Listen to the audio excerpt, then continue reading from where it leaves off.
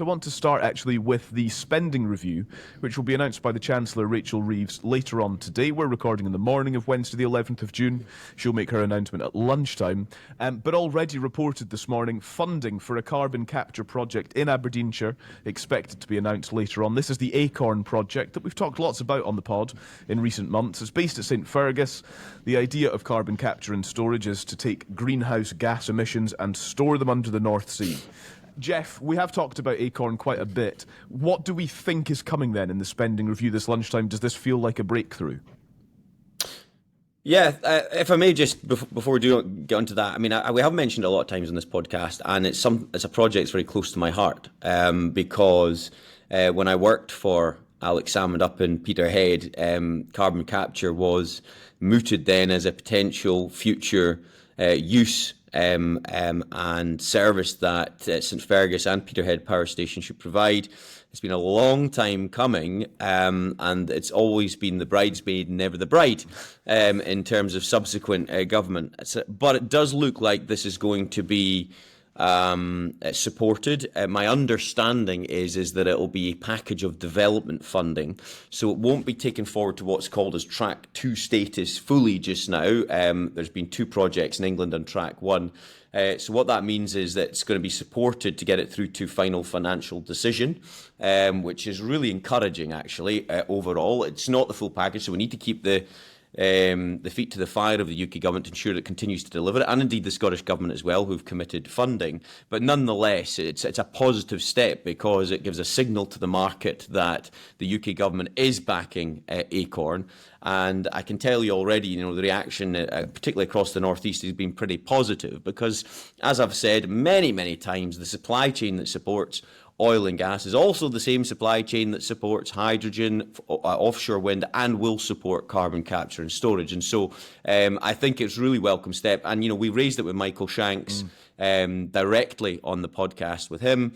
And so I think it's only fair to welcome this. And we'll wait and see the detail, of course. But the mood music, shall we say, is good. Yeah. Also expected in the spending review today, then, this is reported in the Scotsman, the Chancellor to announce £750 million to build the UK's new national supercomputer at the University of Edinburgh. Ministers say it will give scientists across the country the computing power they need to carry out cutting-edge research in fields such as medicine, air travel and climate change.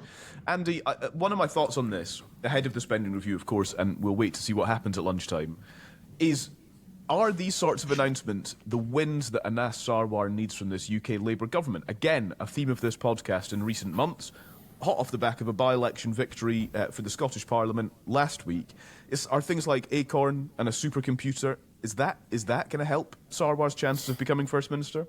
Well, the short answer is yes, they are the sort of announcements that he needs, because actually I think there's reasonable evidence going right back to city deals and going back to the more interventionist Scotland office under Alistair Jack, where there was a good amount of direct funding given to various projects under Levelling Up. I think there's enough evidence for us to know that the Scottish electorate quite likes getting stuff and doesn't particularly object to that stuff coming from Westminster, even when it's in a devolved area. So I think that broadly speaking, the answer to your question is yes, that sort of thing does help. I think the problem, though, is that they take the shine off it themselves in some respects. So if you look at Acorn that Geoff has just been eloquently talking about, and this is a very, very good announcement from that point of view, but it's been so long, it's taken so long, and it's been through so many hoops and hurdles that it kind of becomes, I mean, from Labour's point of view, they take the shine off the announcement themselves by making it take so long and by putting so many question marks over it over such a long period of time. I'm not sure they'll actually get as much credit for it as they would have if it had seemed like a proactive, bold announcement a while ago, rather than being more of a reactive announcement on something that we've been talking about for an awfully long time. Yeah. So I think, yes, it's good. Obviously, it's good.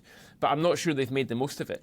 The supercomputer is a really interesting example of something which is absolutely critical and really, really good news. Great for the University of Edinburgh to have it, but nobody's going to understand what this is. The electorate does not know what this is. The electorate will think they're getting bought a new PC. This is... We'll get Geoff to explain it. It'll be fine. Yeah. So yes to your question. It's a good idea to do these things. I'm not convinced this particular announcement is going to be a game changer, because I don't think people are going to know what it actually means. Just very quickly, it gives the Labour Party in Scotland a hook, to talk about their government delivering. And so in that respect, yes, it is helpful. On the supercomputer, if I'm not mistaken, this was cancelled, and then it looks like it's now been reinstated. And so there's almost that's almost it balances itself out. It's also not like that. It's not a new piece of news. Like Acorn, it's not a new piece of news. But just very quickly on Acorn, of course, the SNP will claim some sort of victory as well here, because they've been campaigning strongly for this, and John Swinney's raised it in discussions with the Prime Minister himself.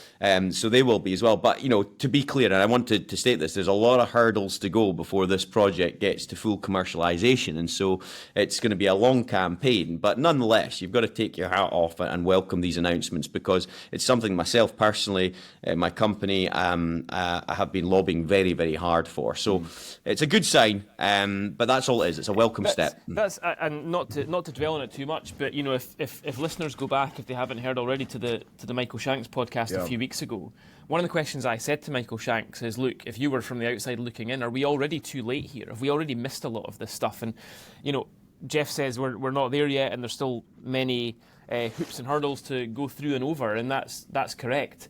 The difficulty with a lot of the energy revolution that we're looking at is, at some point, you just got to get it done. You can't spend too long thinking about these things, or you just get overtaken by somebody else. There's not time in this market to dwell. And unfortunately, we have been dwelling too long on this and various other projects.